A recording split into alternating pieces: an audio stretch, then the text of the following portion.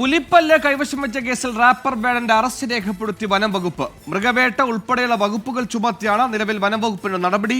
പുലിപ്പല്ല് നൽകിയ രഞ്ജിത്ത് കുമ്പടി എന്ന ആൾക്കായി അന്വേഷണം നടത്താനാണ് തീരുമാനം. മാലയിലേത് പുലിപ്പല്ലാണെന്ന് തനിക്ക് ഇപ്പോഴും അറിയില്ലെന്നാണ് വേടന്റെ വിശദീകരണം. താൻ ഒരു രാസലഹരിയും ഉപയോഗിക്കാറില്ലെന്നും താൻ മദ്യപിക്കുന്നതും വലിക്കുന്നതും എല്ലാവർക്കും അറിയാമെന്നും വേടൻ പറഞ്ഞു. മെഡിക്കൽ പരിശോധനയ്ക്ക് ശേഷം വേടനെ പെരുമ്പാവൂർ ഫസ്റ്റ് ക്ലാസ് മജിസ്ട്രേറ്റ് കോടതിയിൽ ഹാജരാക്കി. എസ് ശ്യാംകുമാർ വിശദാംശങ്ങളുമായി ചേർന്നു. ശ്യാമ, അളവിന്റെ ഒരു ഇളവിൽ കഞ്ചാവ് കേസിൽ ജാമ്യം ലഭിച്ചെങ്കിലും പൊല്ലാപ്പാവുകയാണ് പുലിപ്പല്ല് കേസ്. നിലവിൽ നിയമ നടപടി എങ്ങനെയാണ്? ജാമ്യമില്ലാ വകുപ്പ് പ്രകാരമാണ് കേസെടുത്തിരിക്കുന്നത് മനസ്സിലാക്കുന്നു. വാദം തുടങ്ങിയോ ജാമ്യത്തിൽ?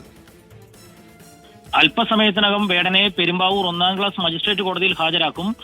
2 ദിവസത്തെ കസ്റ്റഡിയിലാണ് വനംവകുപ്പ് വേടനെ ആവശ്യപ്പെട്ടിരിക്കുന്നത്. ഇതോടുകൂടി നേരെ വേടൻ ഇന്നലെ ലഹരി ഉപയോഗിച്ച് പിടികൂടിയ ആ ഫ്ളാറ്റിൽ എത്തിച്ച തെളിവെടുപ്പ് നടത്തുമെന്നുള്ളതാണ് വനംവകുപ്പ് ഉദ്യോഗസ്ഥർ പറഞ്ഞിരിക്കുന്നത്. ഇതിനു പുറമെ നാളെ തൃശ്ശൂരിൽ പുലിപ്പല്ല് സ്വർണം കെട്ടിച്ച ആ ഫ്ളാറ്റിലും ആ ജുവലറിയിലും എത്തിച്ച് തെളിവെടുപ്പ് നടത്തുമെന്നുള്ളതും അറിയിച്ചിട്ടുണ്ട്. ഏതായാലും വേടനെതിരായിട്ട് ജാമ്യമില്ലാ വകുപ്പ് പ്രകാരമാണ് വനംവകുപ്പ് കേസെടുത്തിരിക്കുന്നത്.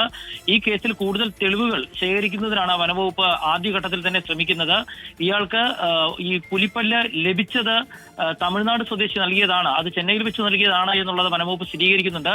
ഇതിന്റെ തെളിവെടുപ്പുമായി ബന്ധപ്പെട്ട കൂടുതൽ നടപടിക്രമങ്ങൾ വേഗത്തിലാക്കാനും വനംവകുപ്പ് ഇപ്പോൾ ഇന്നത്തെ ഈ തെളിവെടുപ്പിന് ശേഷം നടപടികൾ ആരംഭിക്കുകയാണ്. സമ്മാനമായി കിട്ടിയതാണ് പുലിപ്പല്ലെന്നാണ് വേടന്റെ വിശദീകരണം. എന്നാൽ മൃഗവേട്ട അടക്കമുള്ള ഗുരുതര സ്വഭാവമുള്ള ജാമ്യമില്ലാ വകുപ്പ് പ്രകാരമാണ് വനം വകുപ്പ് കേസെടുത്തിരിക്കുന്നതിന് പുറമെ 2 ദിവസത്തെ കസ്റ്റഡിയിലും വേടനെ വനം വകുപ്പ് ആവശ്യപ്പെട്ടിട്ടുണ്ട്.